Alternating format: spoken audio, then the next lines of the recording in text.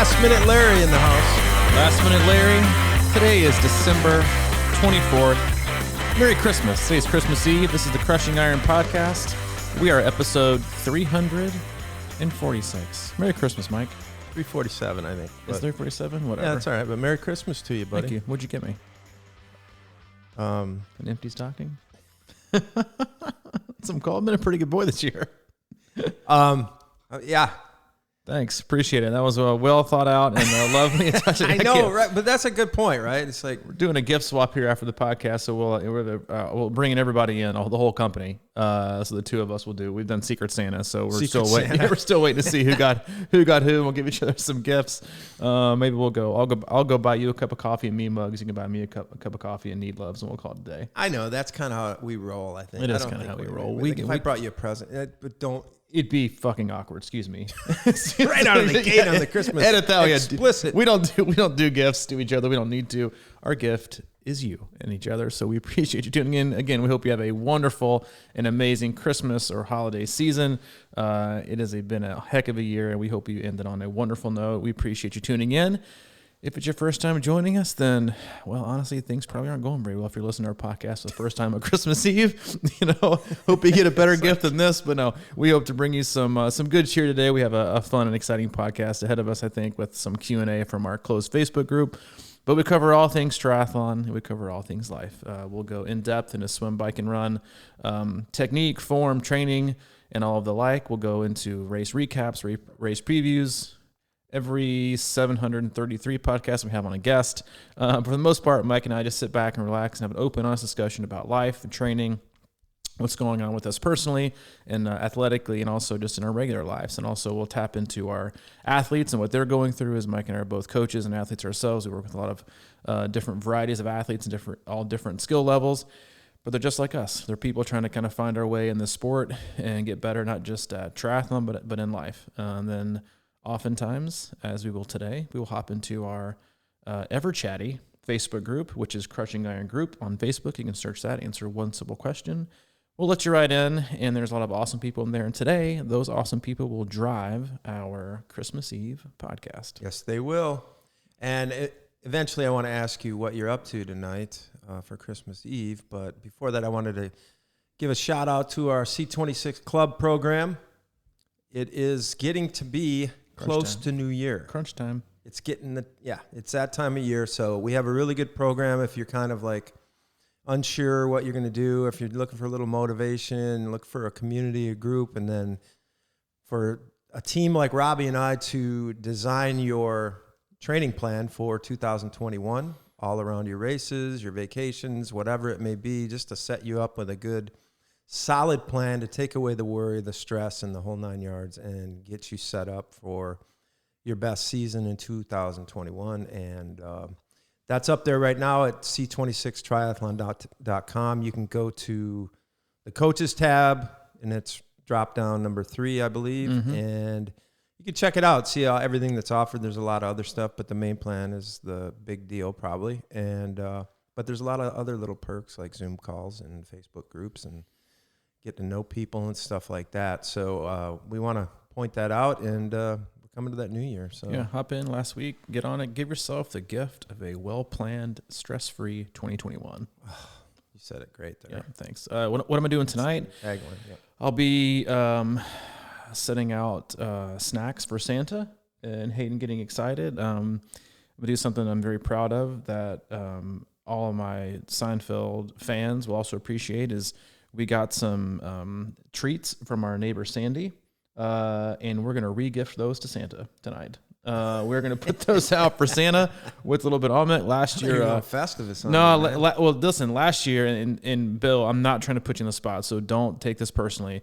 Last year and all the previous years, Bill Brinkrop, who owns an almond farm out in California, he has always sent raw, just kind of almonds, but also these just insanely amazing chocolate-covered almonds. And they have been Santa's treat of choice ever since we got them.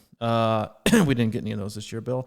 So we're using we're using. I haven't seen those. No, it's been dude. He's had a crazy end of the year, and he doesn't need any more stress than he's already got. He just got it. He just got it. No, I love you, Bill. You know, you're my boy.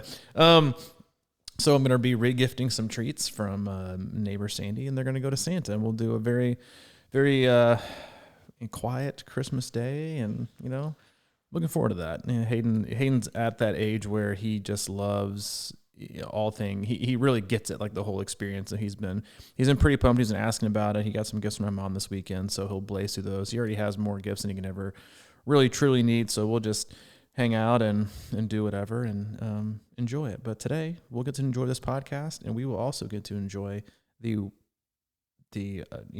15,000 questions that were dropped into our Facebook that you posted on Tuesday. And I've got to say, and I want to give a lot of credit to the members in our Crushing Iron group that, the first couple of times we did this, we got some okay questions. They were all right. Yeah. We kind of had the last few have been outstanding. Yeah, they are pretty solid. So we have some really warming up to us. Yes, being open and just kind of letting you rip it, which we love. That's one of my favorite things about this podcast. We try to be as vulnerable and as open, as honest as we can be, and we love it when athletes return the favor. So I'm looking forward to doing that today.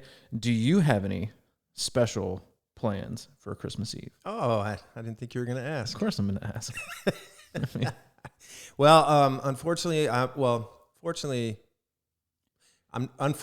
not going to Wisconsin to this time. It's quite a long drive, and I was up there for Thanksgiving. But I will be probably just going to Nashville. I have some friends up there who have invited me up, and we're going to do not the Friendsgiving, but what's the Friends Christmas, I guess. Yeah. And it's going to be kind of a bro Christmas, I don't know. There's nothing wrong with that. No, I think it's going to be great, Actually, have another buddy from Chicago coming in to see his mom, so that'll be, the timing will be good. And you're all going to do the airing of grievances? We might, because that's what a bro Christmas would be, right? Yeah. Just like air it out. And he lives right by my old house, which would be nice. I'm able to get out to the lab if the weather's good. I'm looking forward to that, maybe. So that's kind of it. Just a short little 4-day weekend type of deal. And good for you, man. We'll be back here better than Monday, ever. Ready to roll on another podcast. And Monday, which will be our we'll actually do. Man, listen. We work the holidays, baby. If anyone gives us crap or anything, we are always consistent. We work the holidays. We'll have our last podcast of the year on New Year's Eve, so we'll get it all done. Wow. Yeah, we get it done. Okay, we make it work. They're not always pretty, but they're always done. We'll do it again. And today, I say we just let it rip. Right. And I will say, like, when we first started doing these, I was always kind of skeptical, but these end up being some of my favorite podcasts in terms of doing the Q&A with athletes. So basically what we do, again, if you're not part of the group or it's first time listening, we have a group for our podcast, and anybody who's in there can just put a question in, and we'll as long as I can pronounce it without butchering it, I'll say your name out loud, and then we'll put your question. Michael and I will go back and forth on it, and we'll move on to the next one and try to get as many done as we possibly can. We can rarely ever get them all done, but we'll just see where this trip takes us. Josh Venus, what is Robbie's favorite bike workout? Be specific. Do you want me to answer that first for you? I think it'd be interesting for you to guess what my favorite bike workout is, and I honestly don't think you're going to be that far off. My guess is going to be it's a big gear workout. Nailed it. Yeah. I don't know what that specifically looks like. There's a couple, and we have plenty big gear workouts, but my tried and true is, I call it it's like the Monaghetti of bike workouts. The biker get? No, not biker, but it's like that's mine. The Monaghetti is everyone's favorite. That's everyone's favorite run for whatever reason. In case you cared about mine. Everywhere. In case you cared about Mike's. Not. Mike is no. My favorite bike workout is 90 minutes. It is a 10 to 15 minute easy warm up, zone 1, zone 2, and then it's right into a set of 6 5-minute big gear intervals on 5 minutes rest. That gets you through an hour, and you cool down to make an hour and a half. It's split up well. The time goes by fast. I think 5-minute chunks are very easy and attainable, but it's also long enough to really get a nice solid workout in. Again, big gear work isn't supposed to be super high heart rate, high power. It's more like a strength session. So you can do it. You can focus on it. You can really work on, getting the full revolution, engaging all the muscle groups that you need to be focusing on. So it is a wonderful workout. It's great. It's something you can also do when you're not feeling like super jazzed to do, really hard intervals. That can be incredibly taxing. Big gear work is not supposed to be anaerobically taxing. They're often overlooked. You look at it on paper and you're like, this is going to be kind of a piece of cake. And then about your second or third interval, you're cranking through big gears, again, keeping your cadence between like 55 or between like 45 and 55. And then you start going, you're thinking like, God, my legs are kind of fatiguing. This isn't nearly as fun. My heart rate's not high, but it's like, it's not 2 failure reps like you would in the weight room, but it's kind of similar, in terms of like your muscles you're working on very deep strength. And that's what I love it. And again, it's a great fallback workout too. Like if you have a day where you're supposed to hit intervals and do something that's really quality in terms of getting out of your usual zone 1, zone 2 work, but you're not mentally there, you don't think you can kind of dig there, dig deep and go super high heart rate or anaerobic to kind of go that next level to make it really, really hard. This is just as good and just a different way of kind of putting the icing on the cake. Mm-hmm. I really like them too. I mean, I look at them almost as, this is probably wrong, but I sort of think of them as slow runs, Mm-hmm. or like the very, like I don't want to say easy, but kind of easy, like, you know what I'm saying? I don't know. No, I hear what you're saying. And then the bike Getty, which I mentioned, is sort of a spin-off. And I think I might have come up with that. You did. At the lab. You did. It's sort of this on-off thing. But like, so you go as hard as you can on the bike for 30 seconds, 45, minute and a half. And then you kind of go up and you go down.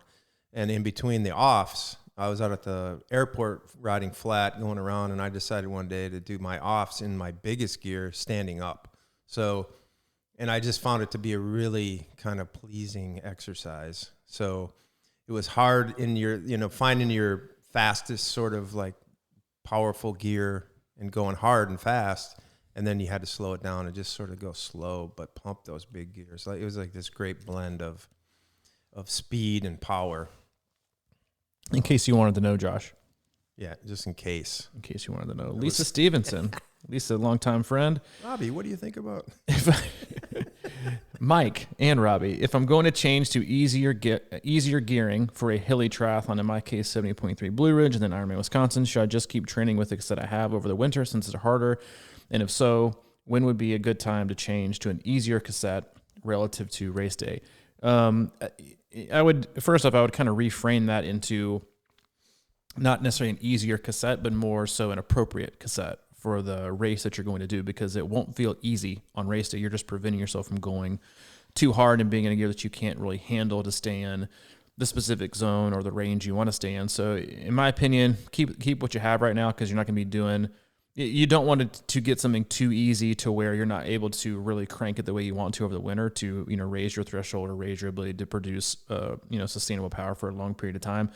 When I would look to make sure you have changed over, to make sure you're gearing correctly and you're attacking the hills correctly and kind of getting a feeling for where you need to be on specific terrains. Once you kind of start your final block for your Ironman, whether it's kind of 3, 6, 8, 9 weeks out, and you're doing your long rides, that's when I would make sure you've got your race cassette on that, because it'll take time to kind of get used to going through all the gears on that and kind of, not predicting, but practicing and planning the amount of effort you're going to want to have and what gears are best for what. And, especially if you're going to be able to make the time to ride some of the course, that's when you have to have your race day cassette and gearing ready to rock. As if you're going to be able to do the race sim, then you can have that ready to go and be well prepared. But I wouldn't worry about it right now. No.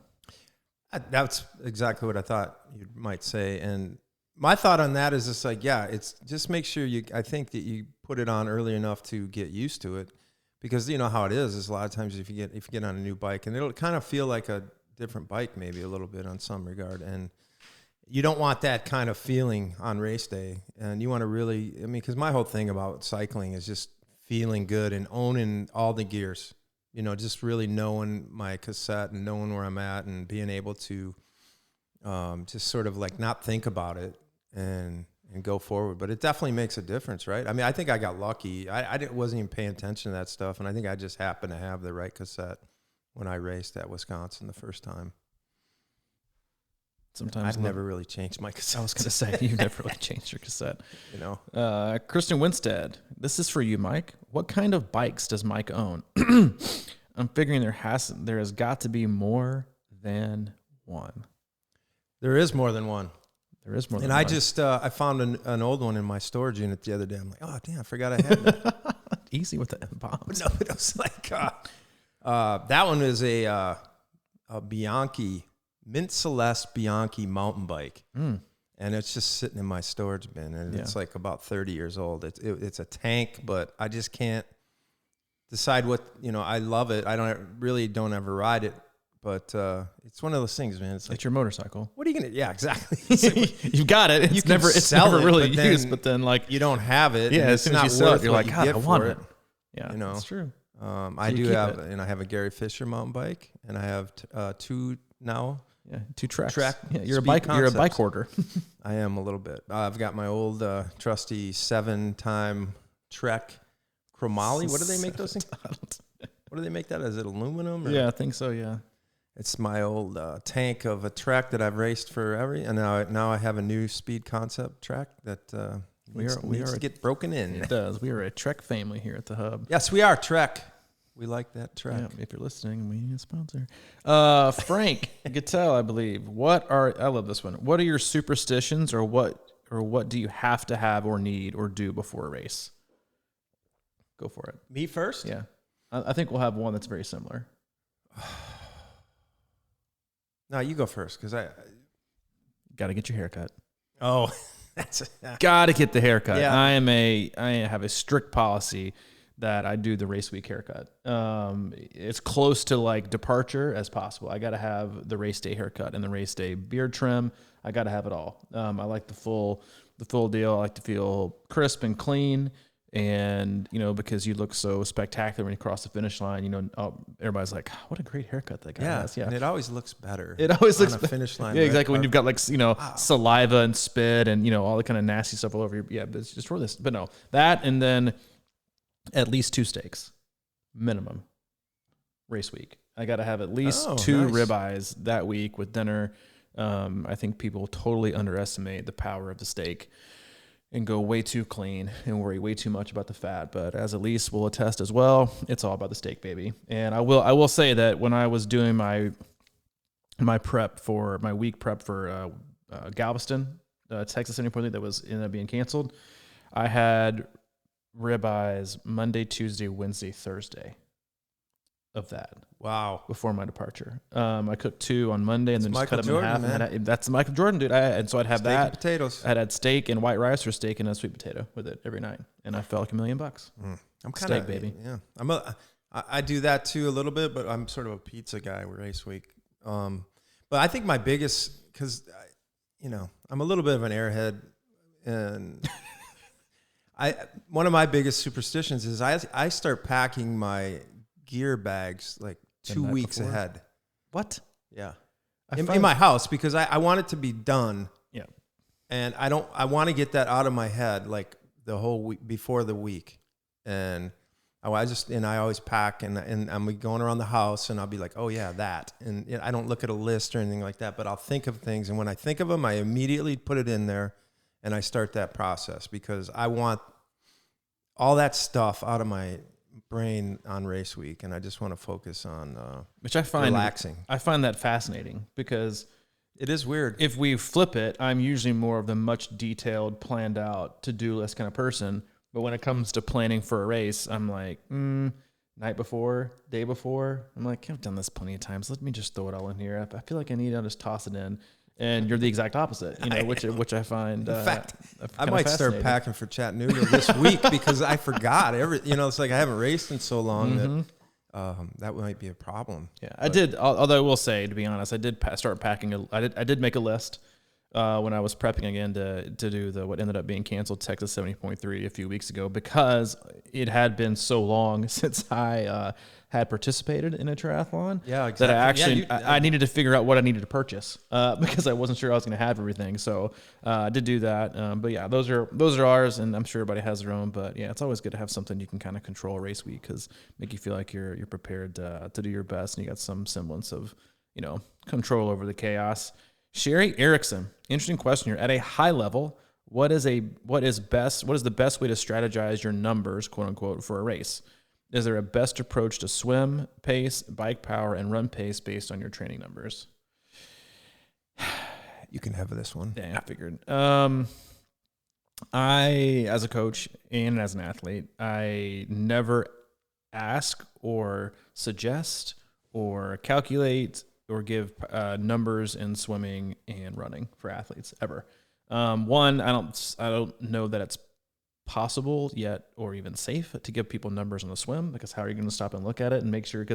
And let's be honest, if you've ever swam in the open water in your entire life and you've worn a Garmin, you 100% know with certainty it is not accurate. There is no accuracy with your Garmin in open water. It's not even close. I wouldn't even wear your watch in the water. I would just swim.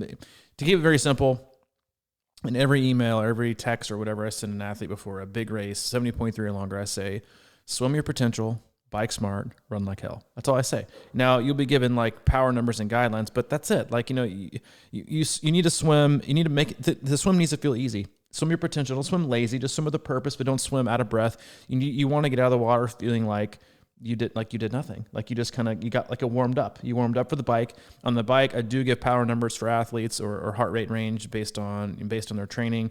But the only reason I do that is because I want them to have their best run. But then we hop off the bike, I give them effort. A scale of 1 to 10, I give them a range of effort. I never tell an athlete what pace to run, because just the mere fact that you're trying to guess how you might feel and what pace that might yield at a temperature you can't predict, with conditions you can't predict, and having already swam 2.4 miles and biked 112, it's impossible. You have no idea what your body's going to do. So you're either going to overcook it or undercook it. And it usually takes athletes like 3 to 4 or 5 miles, even kind of figure out what they're feeling for the day, especially for a 70.3. Like, you just need to race it, in my opinion. And so I never give athletes a pace on swimming or running. It's all by feel. That's always worked well, in my opinion. And yeah, I guess that's a pretty short way to, I can't imagine if you're going to have a run pace, it should be don't go faster than. I was going to say, like if you're ever, like, especially for people, and like I'll occasionally say that for people who just cannot pace for whatever reason. I'll say the first 3 or 4 miles, don't run under 10 minutes. They're like, what? Like, I want to average 8s. I'm like, I'm telling you, relax. Because what's happened is, you know what they're going to run? 9s. They're still going to run, and they're, oh, thank God I took it out so slow because I got my feet underneath me, and like I got my nutrition in, and I kind of feel like what I had for the day. But no, I don't give paces out for swimming. I think it's impossible to give out paces for swimming. Yeah, the thing is, and I'm not the best at it, but my advice always would be just to, if it feels good and it feels easy, make it easier for the first, part of the swim, bike, and run. Just like that's the biggest mistake I think you can make, is just going out too fast in any of this stuff, and especially the run. I'm always thinking, well, same type of deal, but it never works out that way. Especially if I'm trying to do, like, I'm the guy, right, that just does exactly what you just said. Go 10s and then I'll go 9s, mm-hmm. and then I'm, that time you make up in the first half always comes back on you in the second half, and it's just like, if I could make my run on an Ironman easy through mile 18 or 16, like something where I'm like, this doesn't feel like much at all. Mm-hmm. That's the way to go. And whatever that takes, based on your effort and perceived effort, do it. Agreed. Justin Hopland. Are our tires less inflated than what we intend them to be by losing that quick puff of air when disconnecting the pump, or am I the only one that struggles with this? I've actually never had this question posed before, but it is an outstanding question. I specifically, first of all, most triathletes, I would have to guess, like, blatantly and inexcusably overinflate their tires. They're like they're like, 110, baby, gotta get all, like, that used to be the thing. Like, that used to be, everybody pumped them to like 100, 110 because they thought that the more air, the faster you went. Well, now the science says that actually makes you slower. So you actually need to be, for most athletes, it's very dependent on weight, but most athletes just like way overinflate. So you're probably better off having a few extra puffs taken out of your valve. If I'm aiming for like 90 or 95 on my rear, I'll go to like 96, just because I know I'm probably going to pop off a 1, plus I know I'm going to let out a little bit. So I always go over 1. It's not something I would overanalyze at all, really. Again, if you're pumping your tires up to like 100 to 110, then, reevaluate, unless you're of a weight to where you need that much in there. But most people way overinflate their tires.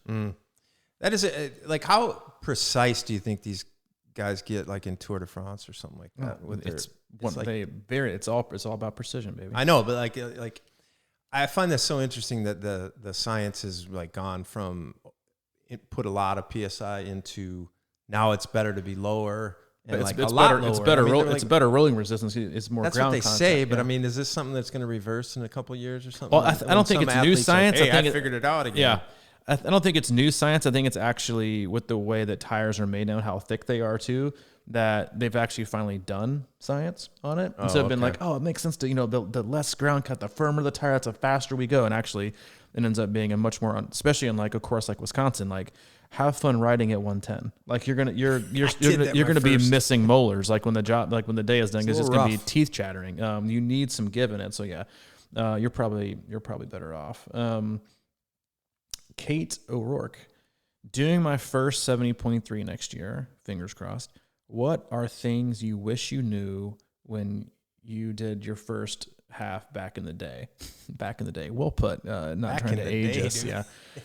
Back in the day. Go ahead, Mike. I don't know how to put this, but I don't know, because it was like you don't know, right, when you're going in, and I see the fingers crossed, and I get that, and that's kind of how I felt. It's sort of like, wow, man, But I had a really pretty good day that day, and I just sort of unloaded on it. That I predicted down to the minute? You did predict. He predicted it to the minute, which is unbelievable because I had never done anything near that. But I think what was the question? 70.3. What do I wish I would have known? I guess, man, and I think this kind of translates, is like I wish I would have just had, I don't know, because I wish I'd had a little more confidence in it, but I think it played out right. I mean, to have that little bit of doubt was a good thing, I think, for me. I let the day sort of come to me, and it came to me, and things worked out well that day, and I had a really good race, and it was kind of everything I had hoped for, really. It was a really good day for me, so... Rub it in, why don't you? I mean, it was just unbelievable. I owned it. No, it was my day, baby. It wasn't like all that, but it was pretty solid for me. And I don't know. I mean, it went well, so I don't know if I wish I had anything else. Do you remember? Yeah, I do remember. It was a long time ago. Oh, dude, it was a long time ago. It was. Mine was insanely painful. I think I've shared this story before. I guess the first thing I would say is one of the things I remember the most about back then is that I wish I would have given up brick workouts a long time ago. When I first, because I read all this, you got to do the bricks. But no, it was pointless. I made a giant mistake. My very first 70.3, I was doing the, so now they've got Ironman Gulf Coast, or Panama City, whatever they call it. But it used to be just the Gulf Coast Triathlon. It was always a half iron distance. It actually, in the late 80s, 90s, the Gulf Coast Triathlon itself, 70.3, was actually a Kona qualifier back in the day. And I did it 6 years in a row. The first year I did it, I was wearing I just bought a brand new pair of shoes, Brooks Adrenaline. I think this is like 2000. I want to say it's 2002, 2003 when I did this. And I way overcooked the bike, and I put on a pair of shoes, and I thought, it's a Brooks Adrenaline, which are like, freaking gigantic Bricko blocks. I'm going to save time. I'm not putting socks on.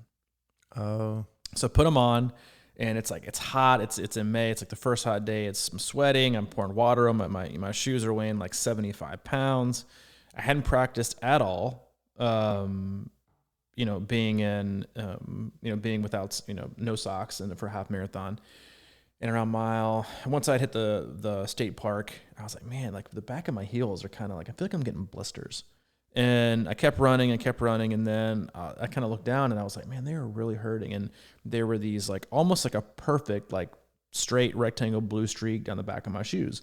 And I was like, man, like I could have sworn like I bought these like straight like blue and white, and which is also something I would never do again. And I got to the finish line, excruciating pain, took my shoes off, and I had such bad blisters, I had bled all straight down the back of my shoes, and it just basically soaked my shoes on both of them. They were just straight blood. It was nasty. It was incredibly painful.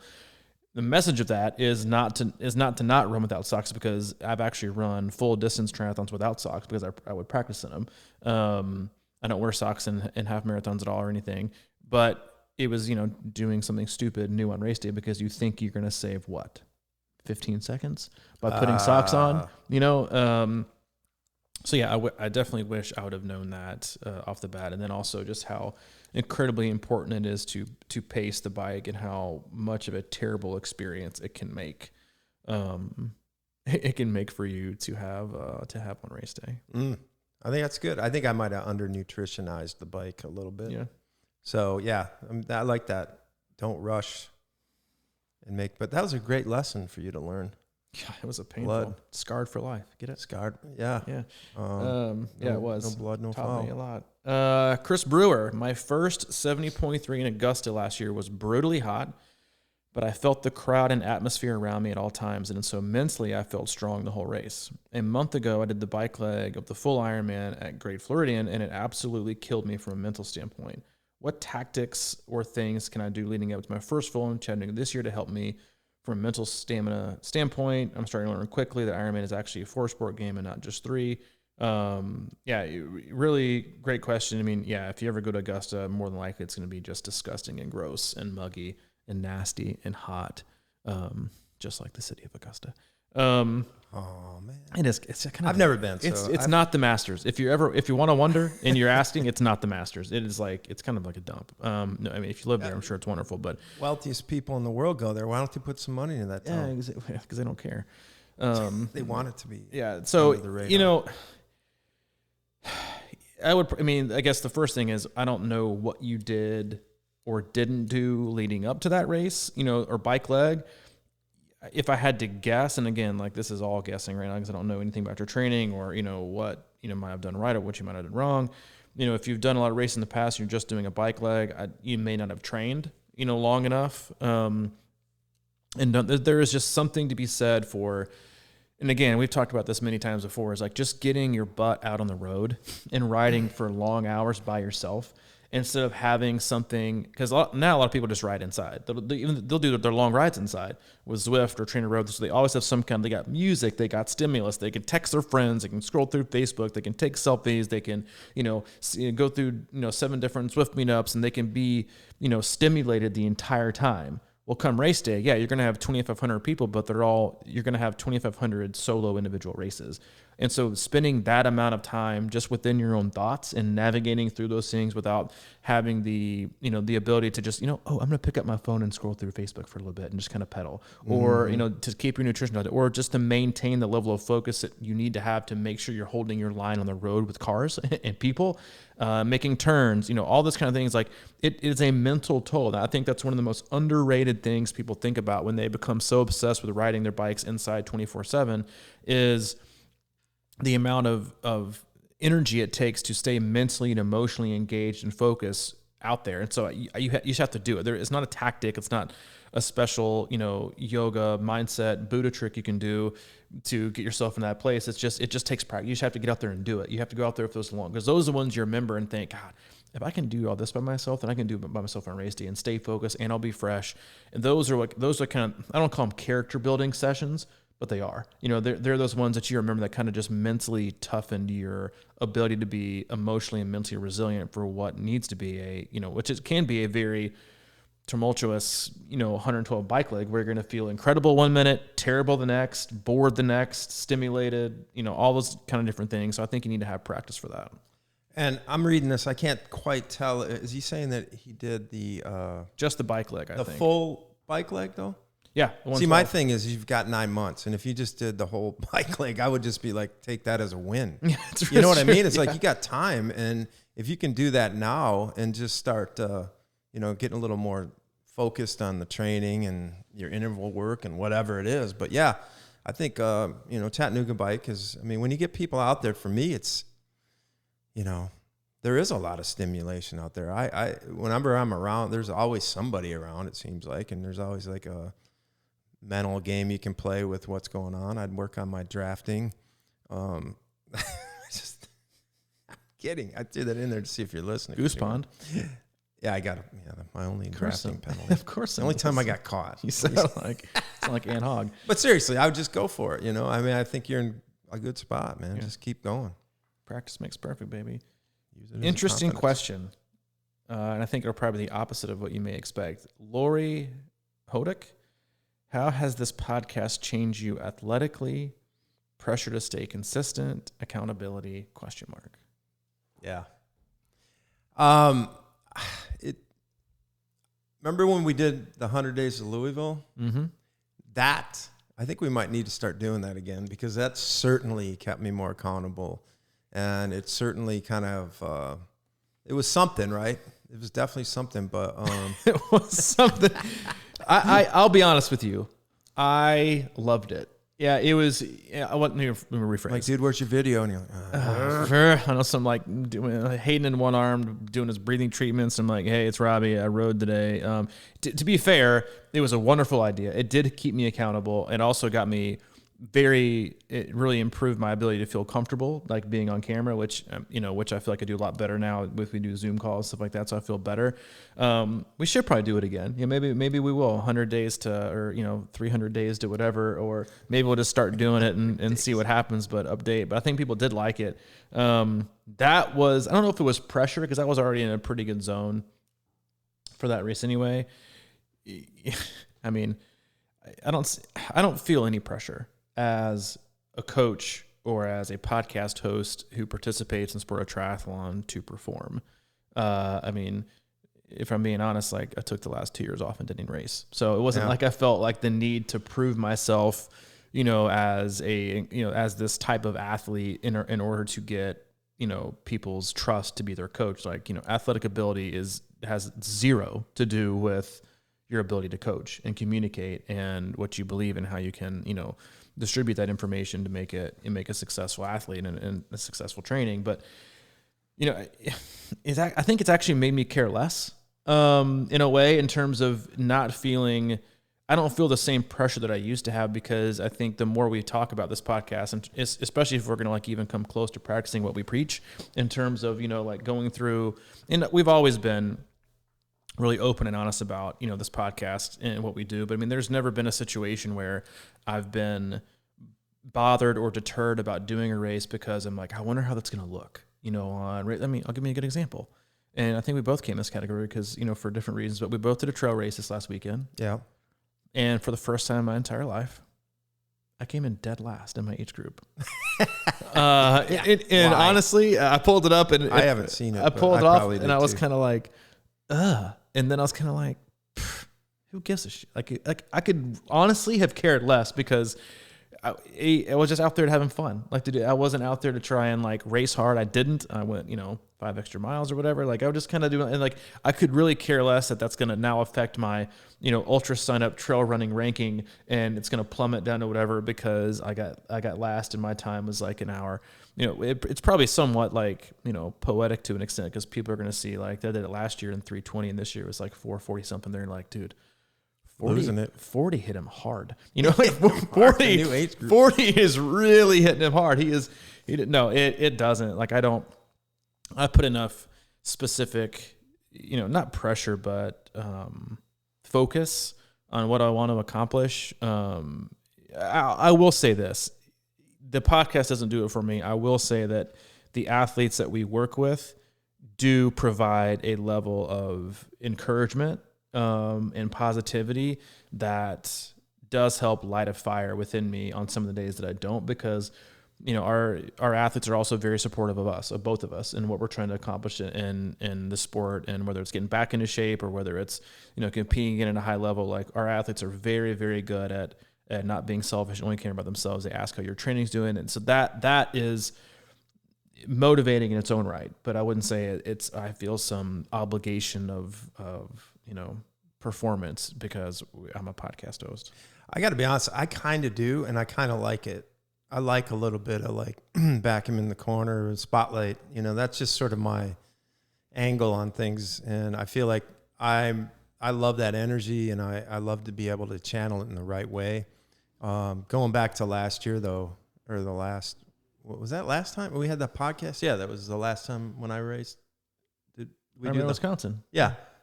We had like 100 people and a live podcast, Yeah. and I'm like, racing the next day or the day after, whatever. There was a lot of stuff going on, but I actually liked it because it was sort of like a stimulator to me. And, as I get older, I need a little bit more stimulation, I guess. Yeah, I'm not going to make a comment.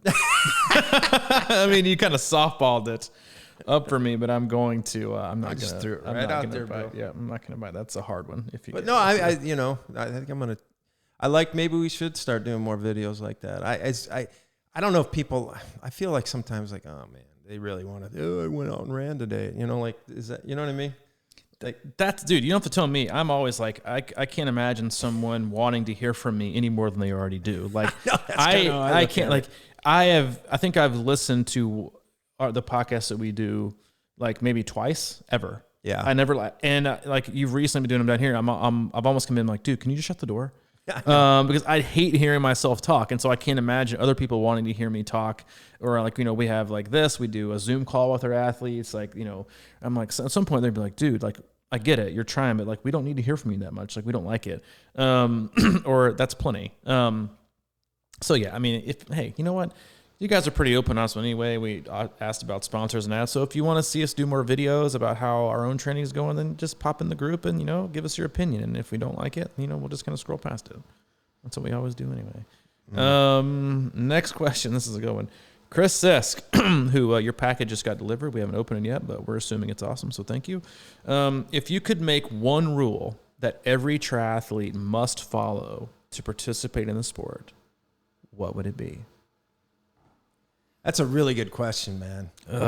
My initial thing was, maybe focus on sleep, but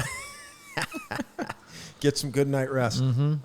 But I think the more I think about it, and this is I don't know if this is like what you think of this, but for me, it is like, find a really good consistency year round on the bike. Okay. I think I think something about the bike pulls everything together, and I think it kind of obviously it's like creates more room for error if you're solid in the bike. I like that. Okay. Mine would be immediately cease giving yourself a day off a week. Okay. Immediately stop. You're going to take one anyway, probably, and if you don't need to, then stop making yourself take one. I find it utterly useless. That was a soft. That was me. That was my soft.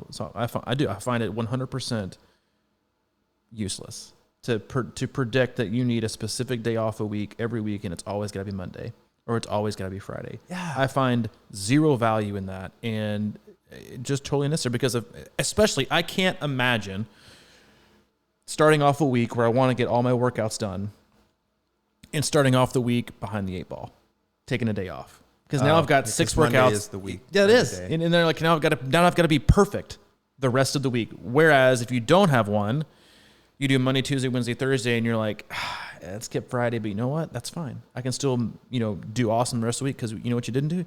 You didn't take some meaningless day off on Monday for no reason, but just to kind of, reset and give the body a chance to recover. Listen, if you need a day off every week, then your programming is wrong. I think that was really brought to light this weekend at our trail race, because we probably both agree that the race was on Saturday, for example. I think we both agree that the best thing probably most people could have done was get on the bike and spun a little bit easy on Sunday. But you don't, because you have your big weekend and you're like, that was great. and you always feel good about it. And I just had a great run on a Sunday, long run, and I'm feeling good. And then you wake up the next day and you're like, I don't need to do anything because I just did it yesterday. But the process of recovery, of active recovery, is something that needs to be built as an active habit. Mm-hmm. Recovery doesn't mean total rest or laziness. Yeah. I mean, like a nice swim after a long run, mm-hmm. That just, I think it took me a while to figure out what you meant by that, but I think that's what it is. It's like, yeah, we're going to need days off because we're just so exhausted. Yeah, and you can't predict it. Could be on a Thursday or a Wednesday and whatever. But to take a day just because, I don't know. I don't think it is what it is. It's your life, but like in the process of training triathlon. It is what it is. It's your life. Might not be the best answer, but that's why I'm always really heavy with the kudos when people will do like a easy 25-minute run on Monday after a long run, or they get to the pool and swim for 1,500. I'm like, that's sometimes the hardest thing to do, is to rebound after a long weekend. Yep. But it's always good, it seems like. John McKenzie, have you guys done any sweet jumps on your race bikes? My answer is a firm no. Mine is yes. Yes? And you know when it was? At Louisville. That day, that rainy, cold, windy day when we came back in on River Road, and there was tree limbs all over the road. And God rest your soul, Louisville. I had to do a few bunny hops, to be honest. Nothing huge, but it was pretty sweet. I kicked it out. Tony Hawk would have been proud. Kevin Green, looking back on 2020, how much changed from January 1? How are you planning on planning and attacking 2021 differently from both the physical and the mental perspective? With his follow-up, I guess more specifically in terms of a self-coached athlete looking to start planning some training blocks. 2020, I mean, listen, like I don't subscribe to the annual planning method that I think a lot of coaches and a lot of self-coached athletes do. Like, you can hop into Training Peaks and go to annual plan and pick out hours and,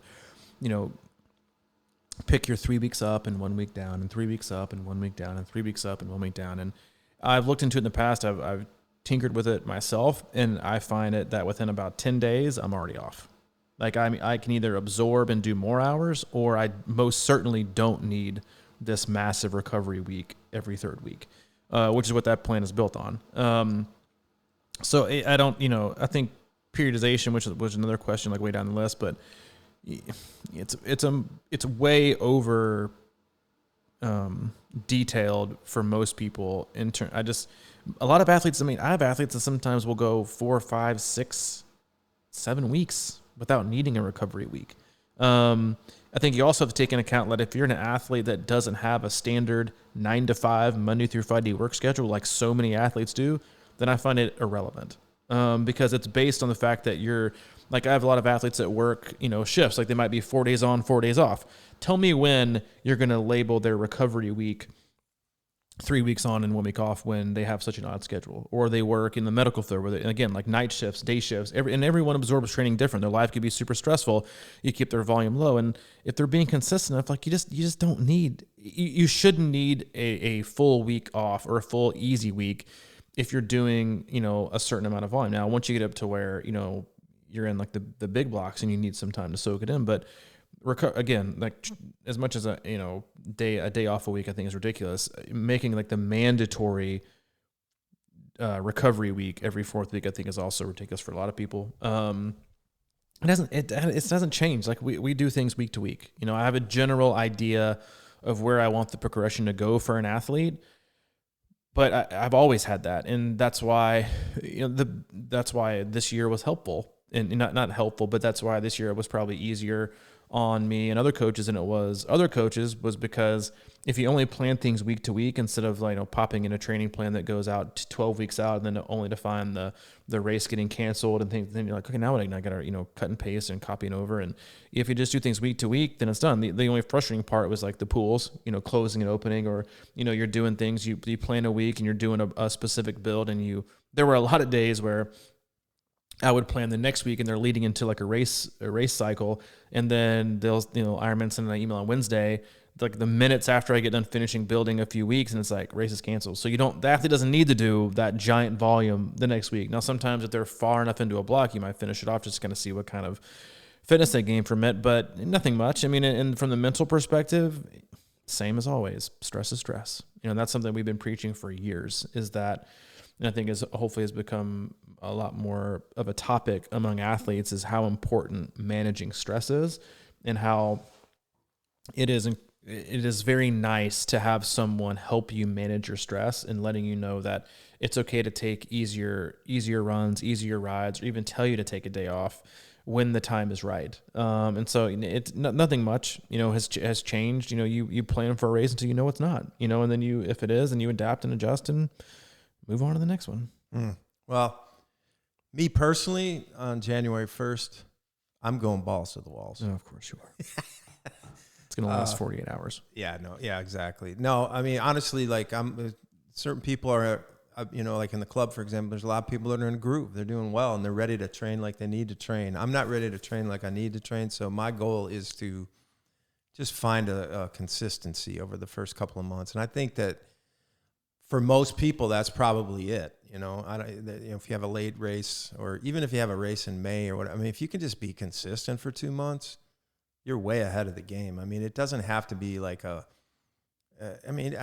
everyone's different. A lot of people that are trying to get up on the podium and things like that, they're going to want to be a little more dialed in probably. But I mean, think about it. If you can just be consistent, I don't care if you have a really hard interval bike and you don't do that, but you pedal and you kind of like just get an hour and a half in or whatever, you're just going to, I mean, those are the simple things to me. It's like play around with your cadence and things like that and just find a groove and be strong and get to a place by the end, of January and the end of February where you're like, you're finding a groove. Now you're ready to start thinking about, really structuring specifically a little bit more. I don't know. I like it. Do you? Yeah, man. Yeah, man. Yeah, man. Totally agree. I couldn't agree more. The last one? Yeah, last question. You're not going for a marathon Christmas? Nah, not today, man. Jennifer Powers, how do you, Robbie and Mike, work with and coach athletes who struggle with consistency year-round?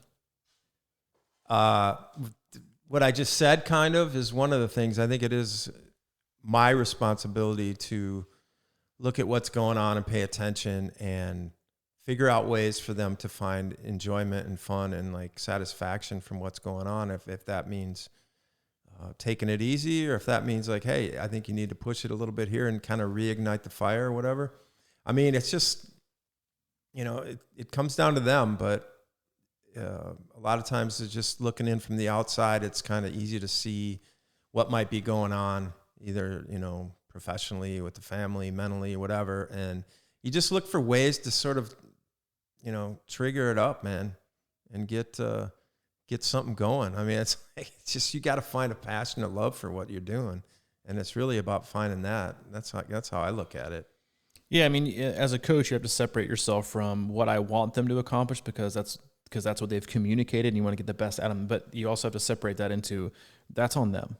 Like your job as a coach isn't, in my opinion, like I read a lot of coaches, like books about coaching and stuff of all different sports. And this is a quote that I've got written down that I always try to remember and remind myself of working with all kinds of athletes, whether it's a new athlete or a seasoned athlete, or especially ones that struggle with inconsistencies or just getting them, to be consistent. And the quote is, rousing speeches and rah-rah tactics fare well in movies, but not in real life. Motivation is not an external matter, but rather an internal one. Don't ever ask, how can I motivate X to do Y? Ask instead, what conditions must be created to empower them to motivate themselves? And that, I honestly believe, is the key to success in getting an athlete 80% of the way there, is allowing an environment and creating a training program and applying a specific load with the right hours and the right time to where they feel like it's very, very, very doable, that they feel like they feel encouraged and empowered that I can do this. Because then you just create this momentum, this internal momentum of commitment and motivation. And then they can find time because they're more energized. Like anyone can find time to do anything if you really want to, but you have to be energized and motivated to want to find that time for whatever reason. So when you, as a coach, one of the greatest compliments I can receive, especially working with a new athlete, is this feels right. Like this feels attainable. The week looks very manageable. Like I don't want to ever hear, I can't do this. Then I've done a really crappy job. Like it doesn't make, I am the all powerful coach. You must bow down and do the hours that I ask. Like, haha. No, that's terrible. Coaches who do that should be honestly, escorted out of the coaching profession, in my opinion. Seriously, like you should never, like, it's not about browbeating. It's about setting people up for success. Like we're all humans, we're all people. This isn't, back in the, we're all not Romans or, it's setting people up for success, because that's the only way it's going to stay sustainable, is if the athlete provides that themselves. Now they might need a nudge here and there. They might need a little bit of a tap. They might need a little, hey, how's it going? Or what can I do? What can I do as a coach to help you? Is it, do I need to move things around? Do you not need something on this day? And you can see that in patterns, and you can be able to adjust. But for the most part, it's just you don't want to set the bar low. It needs to look eye level. I can't jump over this with ease, but I don't want to go under it either. It needs to be appropriately challenging.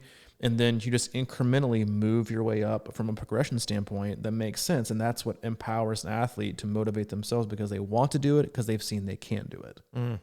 Yeah, you want to look at that next week or whatever, and especially as he gets into the bigger blocks, and you want to look at that big week and go, man, I'm kind of excited to go after this, not feeling like, oh, now I got to do this. And I mean, that can work in micro doses too. If it doesn't matter if it's a huge week or whatever, you want to look at it. And I always used to say this to you when you were doing my plans.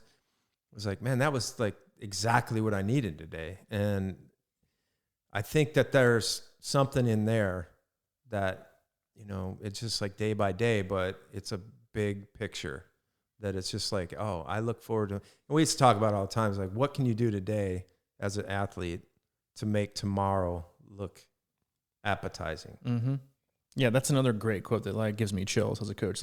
When athletes write that, yeah, they're like, this felt like perfect for today. They're like, oh, we're doing it right. I'm reading you, read me. We are in sync. That is how it's supposed to be. It should feel right. I feel like, I wasn't as sore as I thought it was me. This is, I got it. We're on the right track.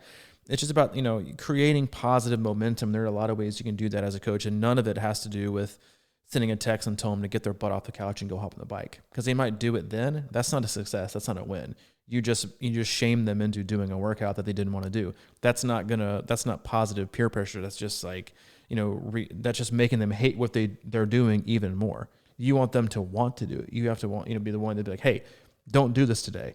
Relax, restrain a little bit. Yeah, it's like walk away from the table and be hungry. It is. It's your next meal. Yeah, that's how it is, and not overly full and disgusted with yourself. But yeah, it's a fine balance. And I know Jennifer's a coach as well. It is hard to separate yourself, and you can't. Yeah, is it frustrating sometimes? Absolutely, because you take the time to put work in, and if it doesn't get done, then you're like, let's try it again this week. But the best thing you can do as a coach is just continue to be there and continue to be available. And you have to meet athletes where they are and take them to where they want to go, not have them meet you where you want them to be already. That's not your job. Your job is to work with them and for their goals. And if they're not ready to achieve them or do the work that's necessary, then that's on them. It's not on the coach. It's just not, now, but it is your job to try to do your best to cultivate a kind of, positive momentum that can get them to where they can kind of go on autopilot, where they're just kind of getting the work done. It's part of their life. And that's where success happens. But I've seen athletes go both ways. I've worked with athletes before that have just literally never gotten consistent. They just can't do it, no matter what. And I still work with them, it's I don't care. It's your goals. It's my job to help you, and I can only help you to an extent, but I'm never giving up on an athlete because of their inability to be consistent, because I've had so many athletes that have struggled mightily for months and even years with being consistent, and have all of a sudden become this energized, motivated, committed person who won't miss, and are now seeing the benefits of what it's like to be consistent. And as a coach, I find that incredibly gratifying that not that I've stuck around, but because you don't give up on each other. You don't give up on the athlete, and the athlete doesn't give up on you. You just kind of hang out until the time is right. A lot of people think the time is right when they ask for a coach, but sometimes it's not. Sometimes they want the coach to make the time right. And that's not how it works. The coach is there for you and to help you when you feel the time is right. They can't make the time right for you. Yeah, something's got to click, right? Something's got to click. It's not just about the workouts. It's what's going on in your life and how you're approaching everything. And then all of a sudden it's like, oh, you just start looking at things from a little bit of a different perspective, and they become enjoyable, maybe. They do. They become enjoyable. Just like this podcast. They become enjoyable. What you're going to say. Time. Thank you for the questions. Everyone. Always. Yeah, you guys do a great job. We'll try and hit these up maybe on our New Year's Eve cast or maybe next Monday. Who knows? But we'll get to them. There are a lot of great questions that we have left. But most importantly, Mike and I hope you have an outstanding Christmas. Share some goodies with loved ones. Hope you get all the gifts you wanted to. If someone gives you socks, they don't love you. Just so you know. Yeah, I did have to have this like very hypocritical combo with Hayden. He got a matching pair of flip-flops for me. My mom gave them to me for Christmas, and he was like, I want to go outside. I want to wear my flip-flops. I was like, dude, if you know me well. Like, I don't wear shoes ever. Like, year round, I wear flip-flops. So even in wintertime, it's 20, 30, I'm in my flip-flops. You saw me, at dinner the other night. Like, and I was like, dude, you can't wear flip-flops. Just put them on. And it's whatever. We'll make it work this one time. But yeah, enjoy yourself. We enjoy you. We appreciate you tuning in. Again, if you want to check out all the things that we do, you can go to our website, c26triathlon.com. It's your one-stop shop for all things coaching, camps, and community, as well as the club membership Mike mentioned at the beginning of our podcast. We have 1 week left for that, so don't wait. Click on it, get it. We'll take care of you for 2021. If you have any other questions, comments, concerns, Mike's email is crushingiron@gmail.com, or you can also reach out to me directly at c26coach@gmail.com. All right, man. Thanks a lot. Ho, ho, ho. See ya. Merry Christmas.